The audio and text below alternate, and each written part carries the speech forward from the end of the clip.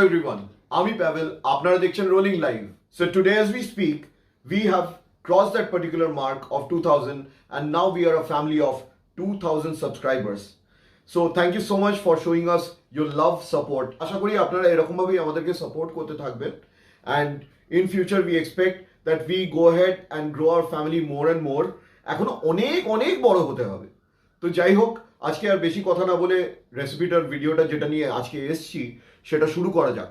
তো আজকে সকালবেলা থেকেই কিন্তু প্রচণ্ড বৃষ্টি পড়ছিল অ্যান্ড সেরকম আজকে কাজকর্ম করতে ইচ্ছা করছিল না, বাট যেতে হয়েছিল, obviously we have our business. So সেখান থেকে আসবার পরেই আজকে খুব পাকোড়া খেতে ইচ্ছা করছিল। তো ওয়াইফকে বললাম আজকে একটু আলুর পাকোড়া বানা। Today we are going to make আলু কা পাকোড়া। সো আজকে এই ভিডিওটা আপনাদেরকে দেখাই। যদি ভিডিওটা ভালো লেগে থাকে তো অবভিয়াসলি লাইক আর শেয়ার করতে কিন্তু ভুলবেন না। আর যারা নতুন, please go head and subscribe our channel. This will actually go head and help us to increase our own family. তো যাই হোক, বেশি না কথা বলে এবার let's go head and jump into the video. আলু পাকোড়া বানানোর জন্য আমি নিয়েছি দুটো মিডিয়াম সাইজের আলু, যেটাকে আমি পিল করে গ্রেট করে জলের মধ্যে ভিজিয়ে রেখেছি। এবার এই জলের মধ্যেই আমি 1 টিস্পুন মতো সল্ট অ্যাড করে দেবো আর এটাকে 10 মিনিটের জন্য এভাবেই রেখে দেবো।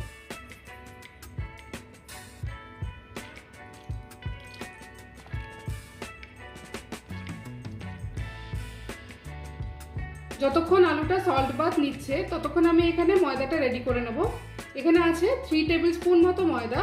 এটার মধ্যে আমি অ্যাড করব 1 টিস্পুন মতো সাদা তেল আর 1 পিঞ্চ মতো সল্ট দিয়ে আমি এটাকে শুকনোই ভালো করে মেখে নেব। এই স্টেপটা ভীষণ ইম্পর্টেন্ট যদি আপনাদের পাকোড়াটা মুচমুচে করতে হয়।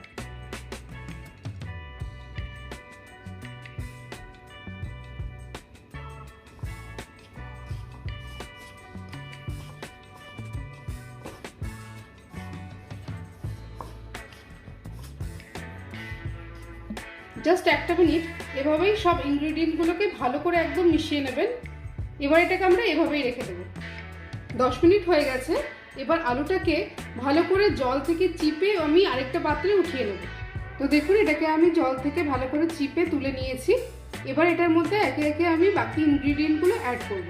তো আলুর মধ্যেই আমি ডিরেক্ট দিয়ে দিচ্ছি 5-6 কোয়া রসুন। এটাকে আমি একদম মিহি গ্রেট করে নেব। এরপর অ্যাড করব 1/2 ইঞ্চ মতো আদা গ্রেট করে। এরপর অ্যাড করছি 4টে মতো কাঁচা লঙ্কা কুচি করে রাখা। তার সাথে দেব 5-6টা মতো পুদিনা পাতা, যেটা আমি চপ করে রেখেছিলাম। আর তার সাথে অ্যাড করছি হ্যান্ডফুল মতো চপ কোরিয়ান্ডার। এবার দিচ্ছি 1/2 টিস্পুনেরও একটু কম মতো টারমারিক পাউডার। তার সাথে হবে 1/2 টিস্পুন মতো রেড চিলি পাউডার। তার সাথে অ্যাড হবে সল্ট টু টেস্ট।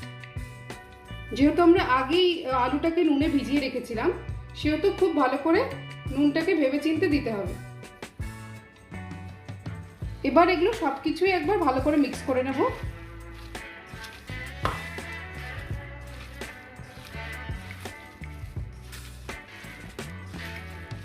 এবার এর মধ্যে আমরা অ্যাড করব যে ময়দাটা আমরা তেল দিয়ে মেখে রেখেছিলাম, সেটাই অল্প অল্প করে অ্যাড করতে হবে।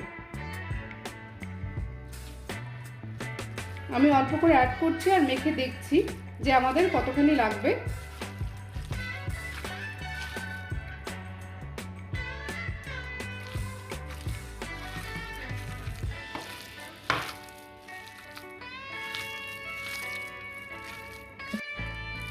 তো আমার আলুটা পুরোপুরি রেডি হয়ে গেছে। আর এটার মধ্যে আমি যে ময়দা মেখে রেখেছিলাম তার হাফটা ইউজ করেছি। কড়াইটা গরম হতে বসিয়ে দিয়েছি। কড়াই গরম হয়ে গেছে। এবার আমি এতে সানফ্লাওয়ার অয়েল দিয়ে দিচ্ছি।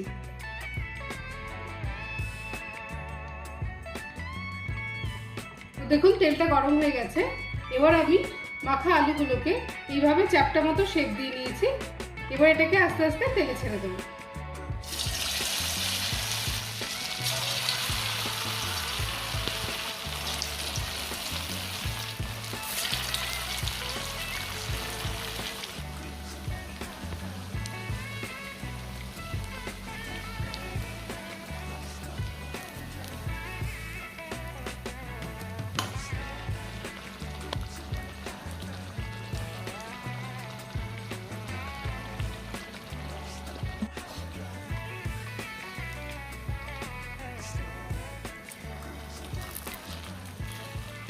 তো 3-4 মিনিট ধরে আমি এটাকে উল্টে পাল্টে ভালো করে ফ্রাই করে নিয়েছি।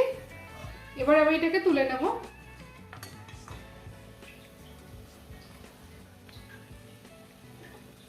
এরকম ভাবেই আমি বাকিগুলো ভেজে নেব। তো দেখুন গরম গরম আলুর পাকোড়া আমাদের রেডি হয়ে গেছে। আমি এটা সার্ভ করছি মেয়োনিজের সাথে। এটা গার্লিক মেয়োনিজ। তো গরম গরম পাকোড়া দিয়ে, কোল্ড গার্লিক মেয়োনিজ দিয়ে আপনারা এটা এনজয় করুন বাড়িতে। আশা করি রেসিপিটা খুব ভালো লেগেছে। আপনারা অবধি অবশ্যই আজকে ছুটির দিন আছে, উইকেন্ড, তো বাড়িতে বানিয়ে ফেলুন। আহা, দারুণ হয়েছে। মেয়োনিজটা আমি দিয়ে খেতে পছন্দ করি না, তো মেয়োনিজটা দিলাম না। আমি জাস্ট প্লেন আলুর পকোড়া খুব পছন্দ করি, although I am ডাইটিং right now. তো পরের সপ্তাহে এরকমই আরেকটা ভিডিও নিয়ে আপনাদের সামনে চলে আসবো। Till then